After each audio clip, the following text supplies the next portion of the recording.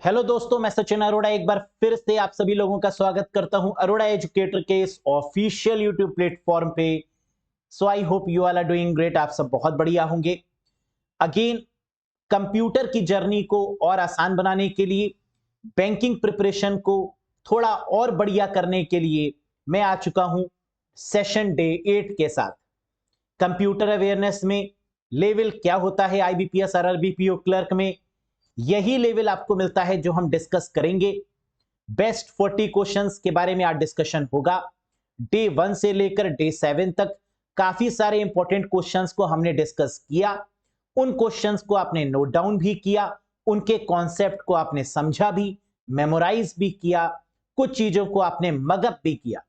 तो आइए फिर से आज हम लोग समझेंगे बेस्ट 40 क्वेश्चंस और देखेंगे कि आप कितना स्कोर कर पाते हैं आज के सेशन में। साथ ही साथ पढ़ने की जो आपकी स्ट्रेटजी हो वो कैसी हो। कई सारे कैंडिडेट्स डीएम कर रहे थे, मैसेजेस कर रहे थे कि सर ये बताइए कि हम क्या अप्रोच रखें पढ़ने की। तो कंप्यूटर में आपकी अप्रोच कुछ इस तरीके से होनी चाहिए कि आप क्वेश्चन देखते ही उसके आंसर को बता पाए। जैसे अगर मैं आपसे पूछूं कि बताइए IPv4 कितने बिट का होता है, तो आप तुरंत बताएं सर IPv4 32 बिट का होता है। अगर मैं पूछूं IPv6 कितने बिट का होता है, तो आप बताएं सर ये 128 बिट का होता है। अगर मैं आपसे पूछूं मैक एड्रेस कितने बिट का होता है, तो आप बता पाए सर ये 48 बिट का होता है। ऐसे ही अगर मैं आपसे कोई ऑपरेटिंग सिस्टम से पूछूं कि मुझे ये बताइए कि ऐसा कौन सा ऑपरेटिंग सिस्टम है जो ओपन सोर्स है, तो आप बताएं सर एंड्रॉइड भी ओपन सोर्स है, सर लाइनेक्स भी ओपन सोर्स है। अगर मैं आपसे पूछूं ऐसा कौन सा ब्राउजर है जो ओपन सोर्स है, तो आप मुझे बताएं कि सर सबसे पहला ब्राउजर जो ओपन सोर्स है वो है मोजिला फायरफॉक्स, और दूसरे नंबर पर आएगा गूगल का क्रोमियम जो कि ओपन सोर्स है। तो आपके पास जो नोट्स बने होने चाहिए वो इस स्टाइल में होने चाहिए कि एग्जामिनेशन में 30 मिनट के अंदर पूरा कंप्यूटर आप रिवाइज कर ले। हार्डवेयर 2 पेजेस में, सॉफ्टवेयर 1 पेज में, डेटाबेस 1 पेज में, 2 पेज में, नेटवर्किंग 2-3 पेजेस, 3-4 पेजेस में, इंपॉर्टेंट पॉइंट्स, टोपोलॉजीज, प्रोटोकॉल। मैंने जैसे ही आपसे पूछा कि एफटीपी का काम क्या होता है, तो आप तुरंत बताइए सर अगर क्वेश्चन में हमें अपलोडिंग और डाउनलोडिंग दिखेगा तो हम एफटीपी लगा देंगे। सर अगर हमें क्वेश्चन में टेलनेट दिख जाएगा तो इसका मतलब रिमोट प्रोटोकॉल होती है टेलनेट। तो टेलनेट कैसी प्रोटोकॉल है? रिमोट प्रोटोकॉल है।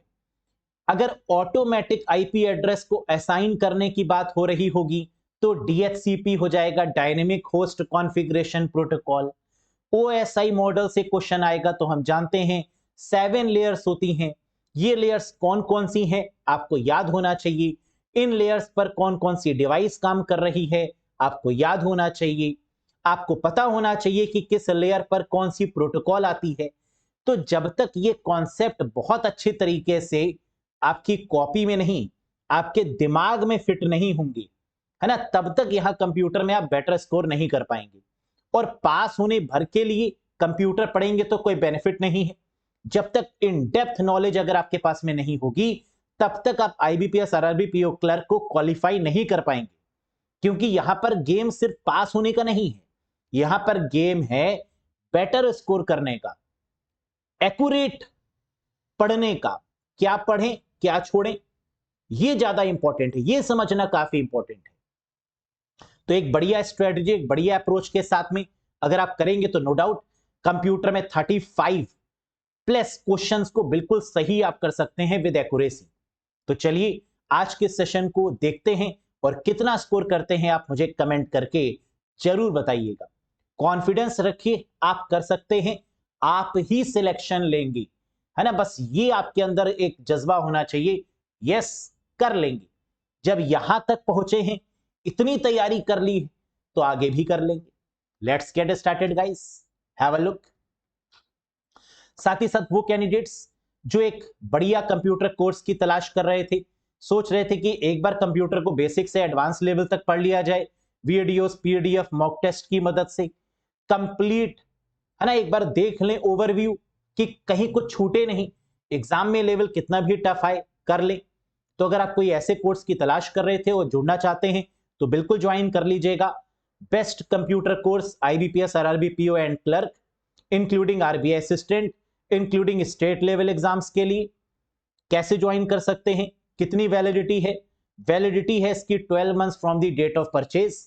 क्या ये कोर्स कंप्लीट हो चुका है? यस, पूरा आपको कंप्लीट कोर्स ये मिलेगा जैसे ही आप एनरोल करते हैं। और एनरोल करने के लिए अरोड़ा एजुकेटर एप्लीकेशन को इंस्टॉल करिएगा गूगल प्ले स्टोर और iOS स्टोर की मदद से, और फिर आप इस कोर्स से जुड़ जाएंगे।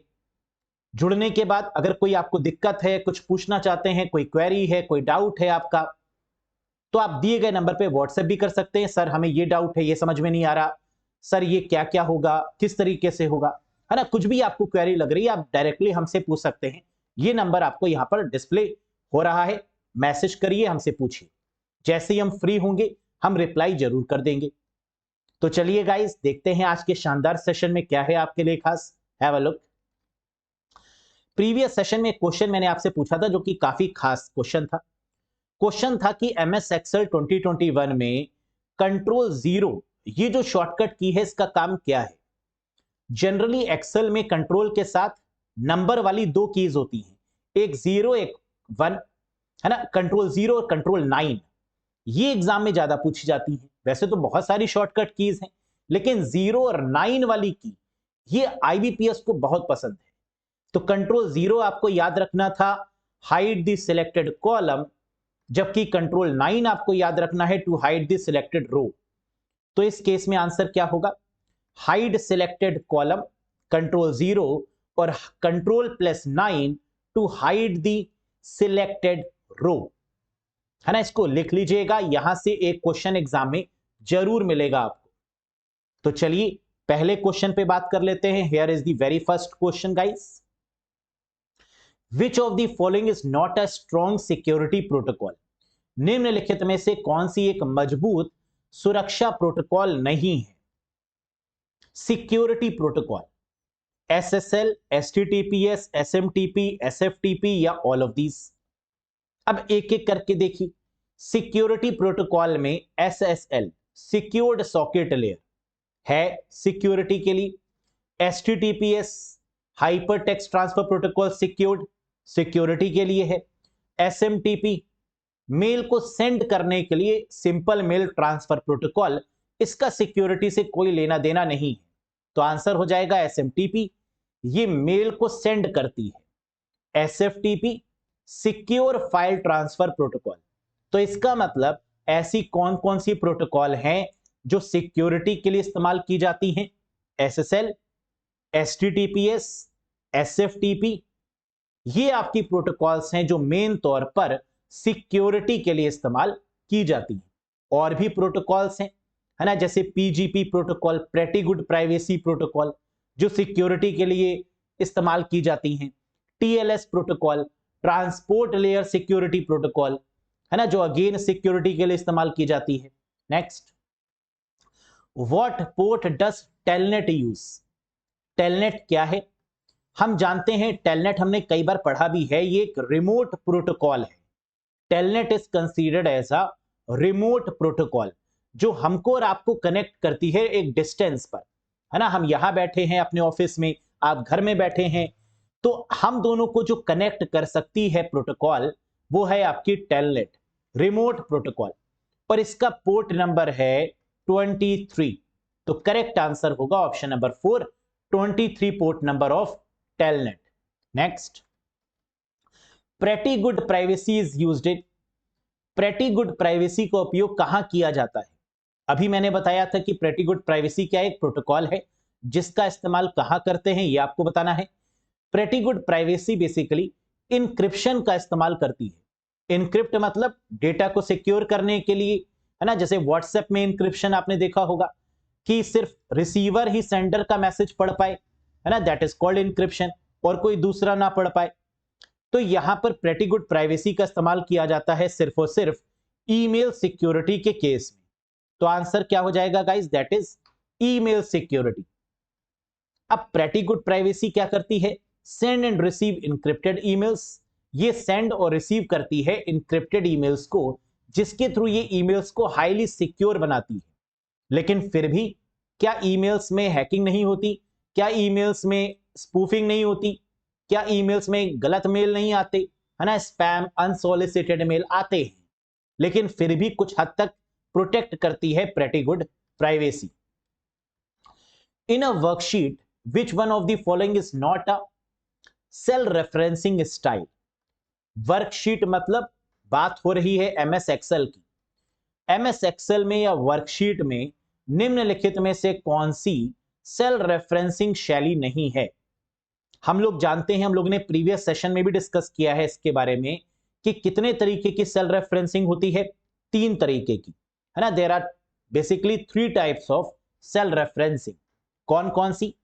रिलेटिव, एब्सोल्यूट और मिक्स्ड। यानी यहां पर दिया हुआ है रियल टाइम रेफरेंसिंग, जो कि सेल रेफरेंसिंग का टाइप नहीं है। सेल रेफरेंसिंग का मकसद क्या होता है? रो और कॉलम को लॉक करना। यानी किसी भी रो को लॉक करने के लिए डॉलर का साइन करते हैं, किसी भी कॉलम को लॉक करने के लिए डॉलर का साइन करते हैं, और ये डॉलर का साइन ही सेल रेफरेंसिंग को इंडिकेट करता है। रिलेटिव में किसी भी तरीके के डॉलर का साइन यूज नहीं होता। यानी रिलेटिव एक ऐसी सेल रेफरेंसिंग है जिसमें ना तो हम रो को लॉक करते हैं ना कॉलम को, तो यहां पे कोई भी डॉलर का साइन यूज नहीं होता। एब्सोल्यूट के केस में हम रो को भी लॉक करते हैं और कॉलम को भी, इसीलिए रो के साथ में भी डॉलर का साइन और कॉलम के साथ में भी डॉलर का साइन। मिक्स्ड सेल रेफरेंसिंग ये क्या है? ये एक तरीके से रिलेटिव और एब्सोल्यूट का कॉम्बिनेशन होती है, जिसमें या तो रो को लॉक करते हैं या कॉलम को, तो या तो रो के साथ में डॉलर का साइन होगा या कॉलम के साथ में होगा। यानी एक ही जगह पर डॉलर का साइन होगा, या रो के पहले या कॉलम के पहले। तो ये हो जाएगी mixed cell referencing. Very good. Cookies are tiny text files stored on.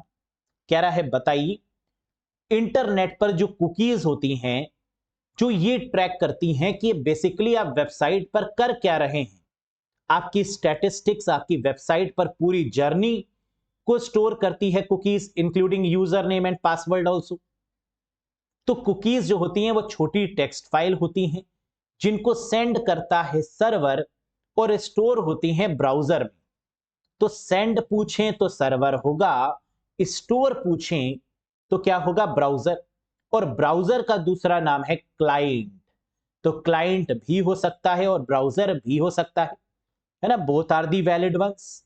Next, computer cookies were created in. Cookies बहुत इंपॉर्टेंट है और यहां से आपको क्वेश्चन कई मिलते हैं। Computer cookies were created in dash by dash.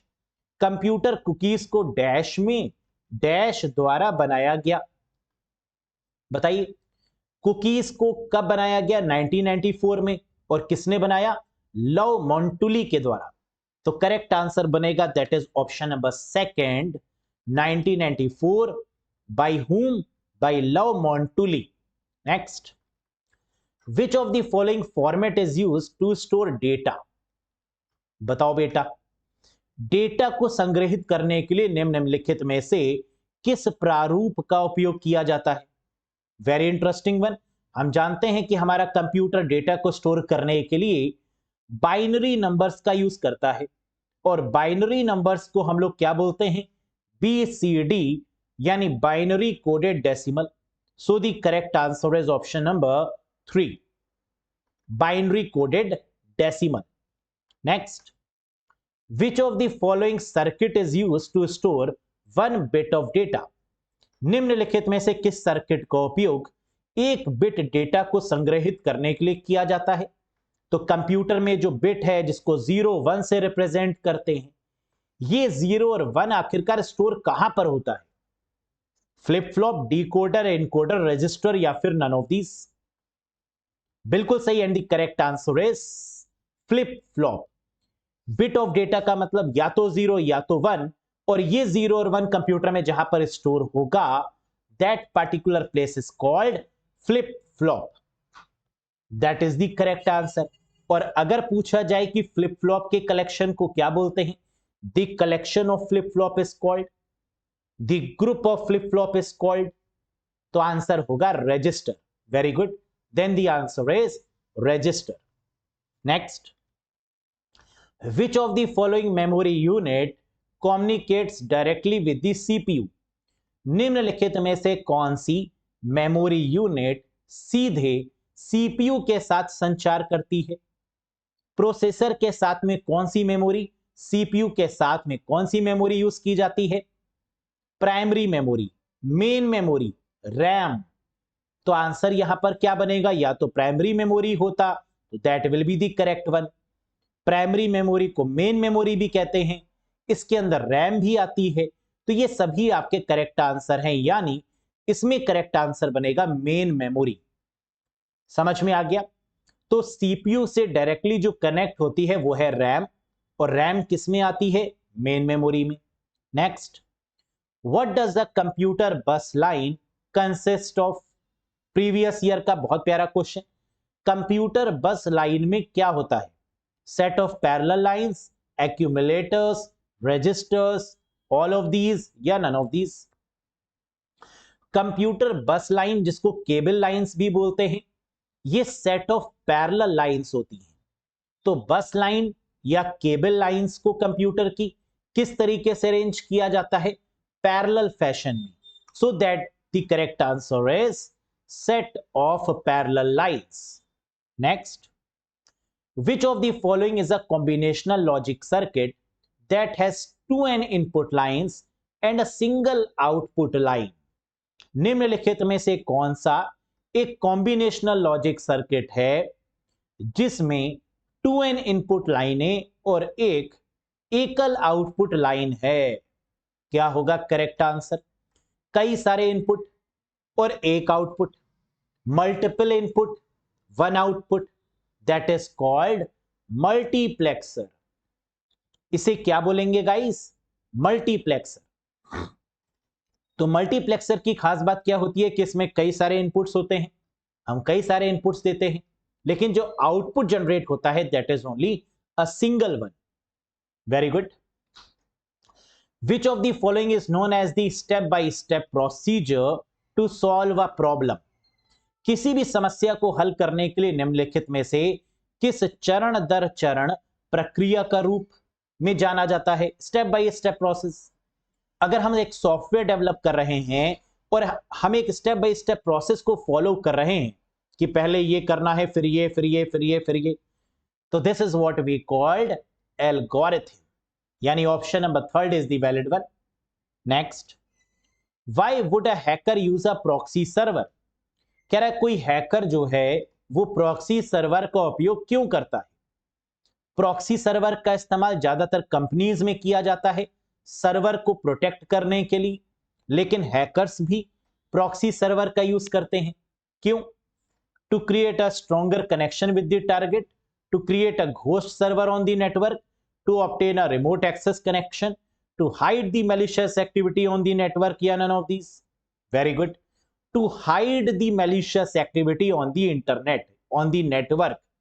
तो नेटवर्क पर जो वो मैकेनिज्म अप्लाई कर रहे हैं, जिसके थ्रू वो हैकिंग कर रहे हैं, वो टेक्निक समझ में ना आए किसी को, इसके लिए वो हाइड करने के लिए अपनी एक्टिविटी को इस्तेमाल करते हैं प्रॉक्सी सर्वर का, जिसकी मदद से वो अपने आईपी एड्रेस को हैक कर सकते हैं, हाइड कर सकते हैं, वो अपने मैक एड्रेस को छुपा सकते हैं, वो अपनी आइडेंटिटी को बदल सकते हैं। तो ये सारा काम हैकर करते हैं प्रॉक्सी सर्वर की मदद से। Next, what was the first domain name ever registered in the world wide web? बताइएगा, वर्ल्ड वाइड वेब में पंजीकृत पहला डोमेन नेम क्या है? फर्स्ट डोमेन, पहला यूआरएल जो कि रिजर्व किया गया, उसका नाम बताइए। And the answer is www.symbolics.com। ये पहला डोमेन रहा जिसको सबसे पहले रजिस्टर किया गया। तो ये क्वेश्चन भी very very important one, www.symbolics.com। Next, Microsoft office personal information manager, IBPS का one of the favourite question. Microsoft office का व्यक्तिगत सूचना प्रबंधक है कौन सा? माइक्रोसॉफ्ट कंपनी के द्वारा डेवलप किया गया पर्सनल इंफॉर्मेशन मैनेजर जो कि MS ऑफिस पैकेज के अंतर्गत मिलता है, that is called MS outlook, जिसका पहले नाम था हॉटमेल, सबीर भाटिया जी ने डेवलप किया और बाद में माइक्रोसॉफ्ट ने कहा सबीर भाटिया से ये मेल मुझे दे दो ठाकुर, है ना, और खरीद लिया बिल गेट्स ने हॉटमेल और इसका नाम कर दिया गया क्या, MS आउटलुक, और इसको MS ऑफिस पैकेज के अंदर इंटीग्रेट करके दिया जाता है। ये क्या है, ये ईमेल क्लाइंट है। तो कई बार एग्जाम में पूछते हैं कि इनमें से कौन सा ईमेल क्लाइंट है, तो MS Outlook is considered as an email client.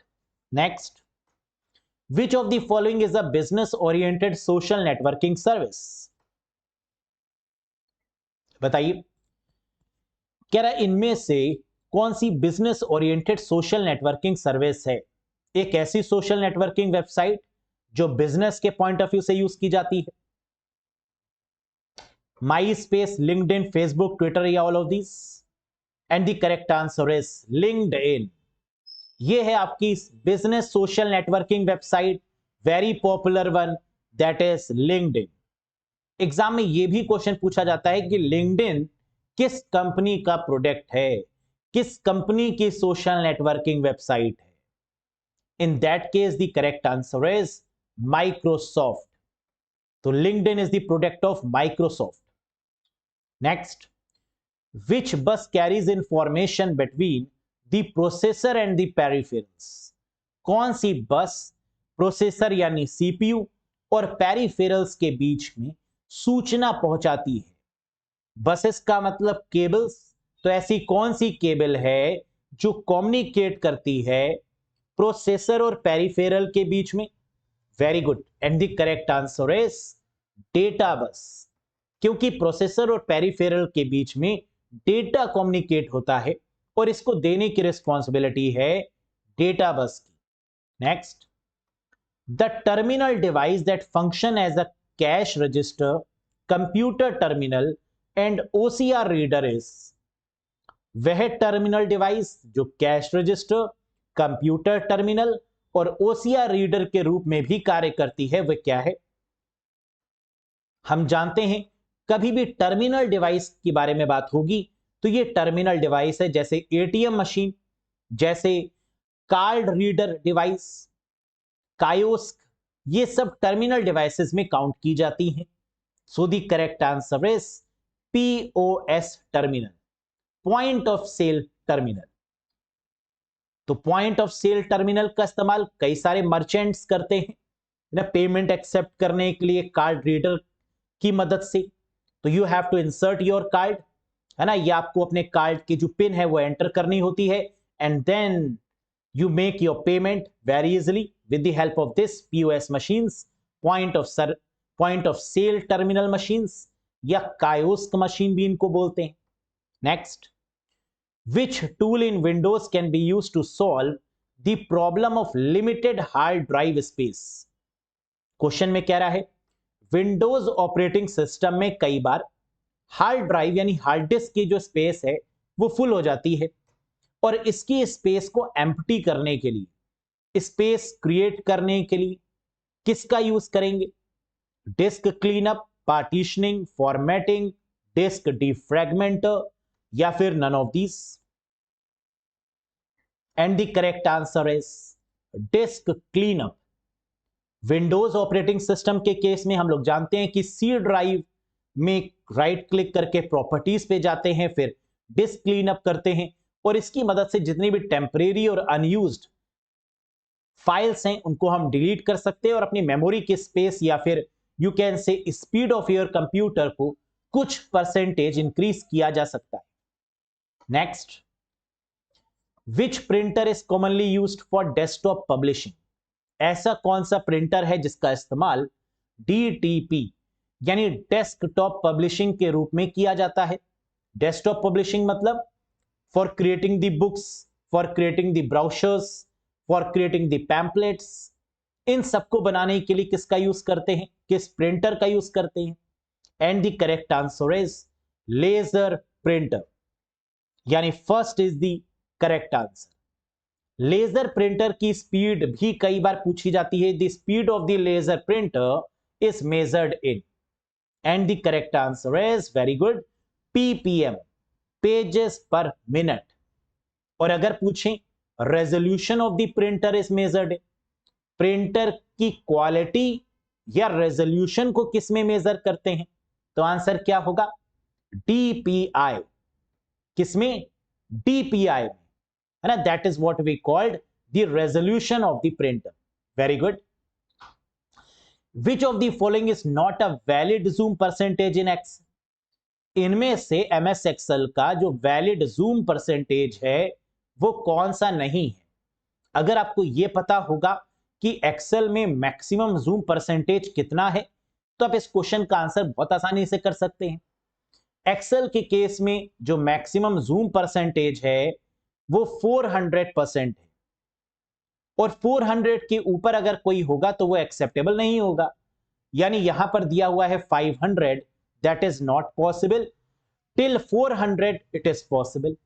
So the correct answer is 500 is not a valid zoom percentage. MS Word में मैक्सिमम जूम परसेंटेज 500 है, एमएस एक्सेल और पावर पॉइंट के केस में maximum zoom percentage 400% है ना, that you have to remember. Next, name the first social media website, सबसे पहली social media website का नाम बताइए। फेसबुक, फेसमैश, 6 डिग्री, ऑर्कुट या नन ऑफ दीज। पहली social media website, very good, that is 6 degree. जैसे व्हाट्सएप है, Facebook है, इंस्टा है ना, लिंक्डइन है, तो पहली जो बनी दैट इज कॉल्ड 6 डिग्री। याद रखिएगा इसको। विच of the following is not an option in Gmail, Gmail में इनमें से कौन सा ऑप्शन अवेलेबल नहीं होता। फॉरवर्ड होता है, forward all, reply, reply all या नन ऑफ दीज। तो यहां फॉरवर्ड ऑल का ऑप्शन नहीं होता। फॉरवर्ड होता है, रिप्लाई होता है, रिप्लाई ऑल होता है, लेकिन फॉरवर्ड ऑल का कोई ऑप्शन नहीं होता। विच of the following operating system is better for implementing a client server network, ऐसा कौन सा ऑपरेटिंग सिस्टम है जो बेस्ट माना जाता है क्लाइंट सर्वर नेटवर्क के लिए। इंटरनेट के ऊपर नेटवर्क में सबसे बेस्ट जो क्लाइंट और सर्वर में रिलेशन एस्टैब्लिश करता है दैट इज विंडोज 2000, यानी option number 4 is the valid one. Windows 2000 को क्लाइंट सर्वर नेटवर्क के नाम से भी जाना जाता है। Upgrading the BIOS is also known as, BIOS को अपग्रेड करना भी इस रूप में जाना जाता है। तो बायोस क्या है, बेसिक इनपुट आउटपुट सिस्टम, और जब हम बायोस को अपडेट करते हैं तो this is called flashing. BIOS upgrade होता है, बायोस में कई सारे फीचर्स ऐड हो सकते हैं, and that particular type of upgradation is called flashing. The following will not affected when the virus enter your computer, आपके कंप्यूटर में वायरस के प्रवेश करने पर निम्नलिखित प्रभावित नहीं होंगे। अगर वायरस आ भी जाए, अगर मैलवेयर आ भी जाए, तो क्या इफेक्ट नहीं करेगा सिस्टम की files, hard disk, boot sector, SMPS या नन ऑफ दीज। वायरस अगर आता है तो सिस्टम की फाइल्स को करप्ट कर देता है, यानी ये तो इफेक्ट होगा। हार्ड डिस्क खराब हो जाती है, हार्ड डिस्क करप्ट हो जाती है, क्रैश हो जाती है, तो ये भी है। बूट सेक्टर की फाइल्स पर भी इंपैक्ट डालता है, लेकिन एसएमपीएस ये एक हार्डवेयर है, स्विच मोड पावर सप्लाई, इस पर कोई इंपैक्ट नहीं कर सकता। क्लियर है? तो वायरस इंपैक्ट नहीं डालता है किस पर, हार्डवेयर डिवाइस पे, and that is what we call the fan part, that is SMPS, switch mode power supply. Dash type of connector is used to connect the modem with the telephone line. Telephone line के लिए जो connector use होता है, एक तरफ modem है, एक तरफ टेलीफोन लाइन है, दोनों को आपस में कनेक्ट करना है। तो ऐसा कौन सा कनेक्टर है जो यूज होगा, RJ45, RJ11, com one, all of these या none of these? Very good, and the correct answer is RJ11। Telephone line के केस में हमेशा आंसर क्या होगा? Registered jack 11। और अगर ट्विस्टेड पेयर केबल हो जाए, अगर लोकल एरिया नेटवर्क केबल हो जाए या ईथरनेट केबल हो जाए, तो इस केस में आंसर हो जाएगा RJ45 connector, registered jack 45। Next, dash is the first person who was responsible for distributing computer worm through the internet. वह पहला व्यक्ति जो इंटरनेट के माध्यम से कंप्यूटर वॉर्म वितरित करने के लिए रिस्पॉन्सिबल है, जिम्मेदार था, कौन है? पहला वॉर्म किसने स्प्रेड किया? Richard Stallman, Vladimir Levin, Bill Landreth, Robert T Morris या एलन ट्यूरिंग? करेक्ट आंसर है मॉरिस अंकल, यानी Robert T Morris is the first person who was responsible for distributing computer worm through the internet. Internet की मदद से warm spread करने वाले पहले शख्स हैं Robert Morris. Currently, most ATM use dash security standard। बताइए, वर्तमान में अधिकांश एटीएम डैश सुरक्षा मानक का उपयोग करते हैं। तो एटीएम्स भी एक खास तरीके की सिक्योरिटी का इस्तेमाल करते हैं, एटीएम मशीन्स भी। और एटीएम मशीन में तो बहुत तगड़ी सिक्योरिटी लगी होती है, strong security guys. And this type of strong security is called, बताइएगा, बिल्कुल सही, that is triple data encryption standard, DES, data encryption standard, जो कि बहुत हाई प्रोफाइल सिक्योरिटी मानी जाती है। और इसमें भी ट्रिपल डेटा इंक्रिप्शन स्टैंडर्ड का यूज करते हैं एटीएम मशीन में, इसको सिक्योर बनाने के लिए। तभी तो जो हैकर्स होते हैं, है ना, वो हैक नहीं कर पाते तो उठा के ले जाते हैं। कहते हैं अच्छा हैकिंग से रोकोगे ना, उठा के ही ले जाएंगे एटीएम मशीन, है ना, फिर घर में जाएंगे आराम से उसको तोड़ेंगे बैठ के, कहेंगे अब तो निकाल लेंगे ना नोट, है ना, अब तो पॉसिबल है ना, ऐसे नहीं तो ऐसे सही। तो that is called the high profile security triple data encryption standard. Next, which Windows 11 feature help end users to arrange application in 6 different layout? कह रहा है Windows 11 जो कि लेटेस्ट ऑपरेटिंग सिस्टम है माइक्रोसॉफ्ट का, है ना, Windows 11 ही तो लेटेस्ट है, कि कौन सी विशेषता एंड यूजर्स को 6 अलग अलग लेआउट में एप्लीकेशन व्यवस्थित करने में मदद करती है। 6 अलग अलग एप्लीकेशंस को एक साथ विंडो पे आप अरेंज कर सकते हैं, and this special feature is called as snap layout. Snap layout की मदद से आप 6 अलग अलग सॉफ्टवेयर्स को कंप्यूटर में एक ही स्क्रीन पर अरेंज कर सकते हैं with the help of this new feature of Windows 11। Next, essential settings like date, time, boot order, etc. needed for BIOS at booting time are stored in। कह रहा है बूट समय पर बायोस के लिए आवश्यक दिनांक, समय, बूट क्रम आदि जैसी आवश्यक सेटिंग्स डैश में स्टोर की जाती हैं। तो ये सारी सेटिंग्स एक बैटरी में स्टोर की जाती है, and that is called CMOS battery, complementary metal oxide semiconductor, that will be the right one. Very good, समझ में आया? तो कंप्यूटर में जितना भी टाइम है, डेट है, बायोस रिलेटेड इंस्ट्रक्शंस हैं, ये सब CMOS बैटरी में ही स्टोर होते हैं, सिंक किए जाते हैं SD रैम की मदद से, सिंक्रोनस डायनेमिक रैम की मदद से, और फिर हमें करंट डेट और टाइम देखने को मिलती है। Next, dash is a device that connect a laptop to multiple peripherals. Dash एक डिवाइस यानी उपकरण है जो एक लैपटॉप को कई बाहरी उपकरणों से जोड़ता है। तो लैपटॉप से हम बहुत सारी चीजों को कनेक्ट कर सकते हैं, आउटर पेरिफेरल डिवाइसेस को, और इसके लिए किसका यूज करते हैं? डॉक का, डॉकिंग स्टेशन का। So that is what we called dock या डॉकिंग स्टेशन, है ना। जैसे कि आप देख सकते हैं एक डॉकिंग स्टेशन इस तरीके का होता है, हमने उसके ऊपर अपने लैपटॉप को रखा, अब ऑटोमेटिकली वो चार्ज भी होगा, ऑटोमेटिकली उसमें यूएसबी पोर्ट्स बने हुए हैं, हम उससे किसी भी पेरिफेरल डिवाइस, किसी भी डिवाइसेस को कनेक्ट कर सकते हैं, ऑपरेट कर सकते हैं, है ना। दिस इज कॉल्ड डॉक या docking station. How can you make a selected character superscript? आप चयनित चरित्र को सुपरस्क्रिप्टेड कैसे बना सकते हैं? हाउ? सुपरस्क्रिप्ट मतलब पावर, है ना, जैसे एक्स क्यूब, एक्स स्क्वायर। तो पावर में कन्वर्ट करने के लिए, सुपरस्क्रिप्ट करने के लिए, ये बहुत बढ़िया क्वेश्चन है ना, one of the favourite question है ये एग्जामिनर का, बहुत बार पूछते हैं। करेक्ट आंसर होगा control shift plus for the superscript and control equals to for the subscript.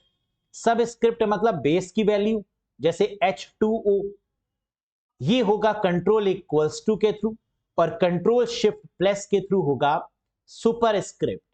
Next, it is a software that uses an excessive amount of system resources. कह रहा है ये सॉफ्टवेयर है जो अत्यधिक मात्रा में सिस्टम संसाधनों का उपयोग करता है। कैसे? जब हम एक नया मोबाइल खरीदते हैं, एक नया स्मार्टफोन खरीदते हैं, एक नया गैजेट खरीदते हैं आजकल, तो उसमें कई सारे हमें सॉफ्टवेयर्स प्री इंस्टॉल्ड मिलते हैं, है ना, जो हम लोग देखते भी और कहते भी हैं कि ये क्यों मिल गया, ये क्यों मिल गया, है ना। कई बार हम उसको अनइंस्टॉल भी कर देते हैं, लेकिन कुछ तो ऐसे होते हैं जिनको हम अनइंस्टॉल भी नहीं कर पाते हैं, जो हमें यूज करने ही पड़ते हैं, जो हमें रखने ही पड़ते हैं, और जो बहुत सारी एक्सेसिव अमाउंट ऑफ सिस्टम की मेमोरी को कंज्यूम भी करता है। तो दैट इज कॉल्ड ब्लॉटवेयर।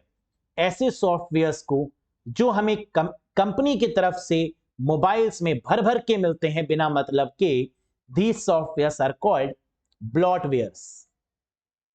जो काम के हैं वो हम रखते हैं, जो काम के नहीं हैं कई बार वो भी हमारे सिस्टम पे रह जाते हैं, कई बार वो भी हमारे मेमोरी यानी हमारी डिवाइसेस में रहते हैं, और ये एक्सेसिव मेमोरी को इस्तेमाल करते हैं, दैट इज कॉल्ड ब्लॉटवेयर, है ना। याद रखिएगा, ब्लॉटवेयर की डेफिनेशन भी कई बार एग्जाम में पूछते हैं। तो वो सॉफ्टवेयर्स जो किसी काम के नहीं होते, जो excessive amount of system resources को कंज्यूम करते हैं, है ना, these are called as bloatware. Next, name the latest mobile operating system developed by IIT Madras. IIT Madras द्वारा हाल ही में एक नवीनतम मोबाइल ऑपरेटिंग सिस्टम डेवलप किया गया है, and that operating system is called BOSS, BOSS, that stands for Bharat operating system solutions. BOSS, Bharat operating system solutions. In MS Word 2021, the zoom is placed on। MS Word 2021 में zoom किस स्थान पर पाया जाता है? हम जानते हैं वर्ड हो, एक्सेल हो या पावर पॉइंट, जूम इन और जूम आउट करने का ऑप्शन अवेलेबल होता है, और ये अवेलेबल होता है कुछ नीचे की तरफ, and that is called status bar. तो स्टेटस बार में राइट हैंड साइड में जूम इन जूम आउट करने का ऑप्शन अवेलेबल है, that is called status bar. Next, file extension on MS Paint. बचपन में काफी बार MS पेंट का इस्तेमाल किया होगा आपने जरूर से, अलग अलग किस्म की ड्राइंग्स बनाने के लिए, है ना। काफी मजा भी आता था पहाड़ बनाने में, है ना, नदियां झरना कंप्यूटर में बनाने में MS पेंट पर। तो MS पेंट का जो एक्सटेंशन है वो क्या है? That is the very very important one, and the answer is BMP, .bmp, जिसे कहा जाता है bitmap image. Bitmap image, DOC for MS Word, XLS for MS Excel, CSS for Cascading Style Sheet, PAT for None, and BMP for the bitmap file, that is MS Paint. In October 2022, Microsoft announced that MS Office Dash would be the last version of MS Office. तो MS office का आखिरी जो version बनाया गया, declare किया गया, announce किया गया, वो कौन सा है? अक्टूबर 2022 में माइक्रोसॉफ्ट ने घोषणा की कि MS office dash Microsoft office का अंतिम संस्करण यानी वर्जन होगा, दैट इज 2021। ये ऑफलाइन मोड का आखिरी वर्जन होगा। क्यों? Why Office 2021 is considered as the last version? क्योंकि इसके बाद आ चुका है ऑफिस 365, जिसमें जो ऑनलाइन वर्जन है, जो सब्सक्रिप्शन बेस्ड वर्जन है, और जिसमें ऑटोमेटिकली सारे अपडेट्स आते रहेंगे। तो office 365 will be the last one. अब इसके बाद जितने भी अपडेट्स आएंगे वो ऑटोमेटिकली इसी में अपडेट हो जाया करेंगे, right? Next, on this date Office 365 was rebranded as Microsoft 365। इस तिथि को ऑफिस 365 को माइक्रोसॉफ्ट 365 के रूप में पुनः ब्रांड किया गया था। तो हम जानते हैं कि ऑफिस 365 का नाम बदल के माइक्रोसॉफ्ट 365 कर दिया गया। और यह काम कब किया गया गाइस? अप्रैल 21 यानी 21 ऑफ अप्रैल 2020 2020। तो 21 ऑफ अप्रैल 2020 को जो ऑफिस 365 था उसको रीब्रांड किया गया, उसको रीनेम किया गया, and that is now called Microsoft 365। Next, time taken to read and write the hard disk is called. Hard disk को पढ़ने और लिखने में लगा समय क्या कहलाता है? Again a very very famous question. Seek time, latency time, request time, response time, या नन ऑफ दीज? तो हार्ड डिस्क को रीड और राइट करने में लगा समय that is called seek time. तो लेटेंसी टाइम क्या होता है? रिक्वेस्ट एंड रिस्पॉन्स में लगा समय। तो अगर रीड और राइट की जगह पर रिक्वेस्ट और रिस्पॉन्स होगा तो आंसर क्या हो जाएगा? Latency time. समझ में आया? हार्ड डिस्क की स्पीड किसमें मेजर करते हैं? And the answer is RPM, revolutions पर मिनट में। सबसे पहली हार्ड डिस्क को किसने बनाया? आईबीएम, इंटरनेशनल बिजनेस मशीन के द्वारा डेवलप किया गया। क्लियर है? हार्ड डिस्क की एडवांस्ड फॉर्म कौन सी है? SSD, solid state drive, hard disk की एडवांस्ड। तो ऐसी चीजों को आपको याद रखना है और यही से ही क्वेश्चन मिलेंगे, है ना? जैसे मैंने कहा एसएसडी, तो आपको तुरंत रिकॉल हो जाना चाहिए कि एसएसडी क्या है? एक फ्लैश मेमोरी है। मैंने आपको बताया है कि फ्लैश मेमोरी या फ्लैश ड्राइव 3 तरीके की होती है। कौन कौन सी? पहले पेन ड्राइव, एसएसडी, और तीसरी कैटेगरी में मेमोरी कार्ड। तो ये तीनों क्या है? फ्लैश मेमोरी है। फ्लैश मेमोरी में कौन सी टेक्नोलॉजी का यूज हुआ है? तो आंसर है EEPROM, electrically erasable programmable read only memory, है ना? तो इस तरीके से लिंकिंग जब बनती है ना, जब आप पढ़ लेते हैं तो आप लिंक कर पाते हैं एक दूसरे से, क्या है, क्या क्वेश्चन पूछा जा रहा है, कहां से आया है। तो स्कोप लिमिटेड है, लेकिन आपको पढ़ना इस तरीके से होगा कि आप कनेक्ट कर पाए एक दूसरे को, है ना? यही बेटर वे है पढ़ने का। तो आई होप कि आउट ऑफ 40 आपने बेटर स्कोर किया होगा। ये रहा आज का क्वेश्चन ऑफ द डे, जो अगेन बहुत फेमस है। बताइए इसका आंसर क्या होगा कमेंट बॉक्स में कमेंट करके। What is the process of smoothing out digital noise in graphics? Graphics में डिजिटल शोर को सुचारू करने की प्रक्रिया को क्या कहा जाता है? शोर का मतलब, कई बार जो इमेजेस होती हैं वो ब्लर होती हैं, कई बार जो इमेजेस होती हैं वो इतनी अट्रैक्टिव नहीं होती, लेकिन जब हम एक ग्राफिक डिजाइनर को वो इमेजेस देते हैं तो वो हमारे लिए उन इमेजेस को बहुत बढ़िया बना के देता है। तो ये जो बढ़िया बनाने की प्रोसेस है, मैकेनिज्म है, इसे क्या बोलते हैं? The smoothing out the digital noise in graphics is called refracting, rounding, flattening, dithering, या नन ऑफ दीज? एक बार बताइएगा मुझे कमेंट करके अगर आपको पता है तो। बाकी नेक्स्ट सेशन में इसका खुलासा हो जाएगा कि करेक्ट आंसर क्या होगा। वैसे आप स्मार्ट हैं, है ना? आपको पता है इसका आंसर क्या होगा, बताइएगा जरूर। तो कैसा लगा आपको आज का सेशन गाइस? पसंद आया हो तो एक बार लाइक कर दीजिएगा, चैनल पर नए हो तो सब्सक्राइब जरूर करिएगा कंप्यूटर की बेस्ट वीडियोस को देखने के लिए। और साथ ही साथ अगर बेसिक टू हाई लेवल पढ़ना चाहते हैं कॉन्सेप्ट वाइज, और चाहते हैं कि एक मूवी की तरीके से, एक वेब सीरीज की तरीके से पूरा कंप्यूटर याद रहे, समझ में आए, कर पाए एग्जाम में 100%, है ना। कंप्यूटर पढ़ने का मजा तभी है जब कॉन्फिडेंस बने, जब आपको लगे हाँ ऐसा कैसे हो सकता है कि हम full out of full marks नहीं लाएं, ऐसा कैसे हो सकता है कि 40 में से कौन सा ऐसा क्वेश्चन पूछ लेगा एग्जामिनर जो हमें नहीं आता होगा। जब तक आप खुद को चैलेंज नहीं देंगे, है ना, जैसे मैथ्स में, रीजनिंग में आप बार बार एसटी जब लगाते हैं, बार बार टेस्ट लगाते हैं, तो आप अपने आप को चैलेंज करते हैं कि ऐसा कैसे होगा कि ये क्वेश्चन मुझसे सॉल्व नहीं होगा। और कई बार क्या होता है कि आप इसी चैलेंज की वजह से एक क्वेश्चन में काफी ज्यादा समय लगा जाते हैं, बाद में सोचते हैं यार इतना समय नहीं देना चाहिए था, स्किप कर देते। लेकिन क्योंकि आपकी ईगो हर्ट होती है ना, आपने इतनी मेहनत करी है, आपको लगता है कि सारे क्वेश्चन सॉल्व हो सकते हैं, ये होगा कैसे नहीं। यही कॉन्फिडेंस तो कंप्यूटर में भी चाहिए, होगा कैसे नहीं। तो जब होगा कैसे नहीं आपकी जिंदगी में आता है ना, तब आता है असली मजा। तो ये होगा कैसे नहीं फैक्टर को डेवलप करने के लिए आप जुड़ सकते हैं इस कोर्स से, है ना। और इस कोर्स से जुड़ने के लिए आपको इंस्टॉल करनी होगी अरोड़ा एजुकेटर एप्लीकेशन, और फिर आएगा असली मजा। तो that's all for today guys. Comment करके बताइएगा सेशन कैसा लगा, और किसी भी क्वेश्चन में कोई भी डाउट है तो वो भी कमेंट करके आप मुझे जरूर बताइएगा। बहुत जल्द मिलेंगे नेक्स्ट वीडियो के साथ। Till then bye bye and take care. Thank you very much.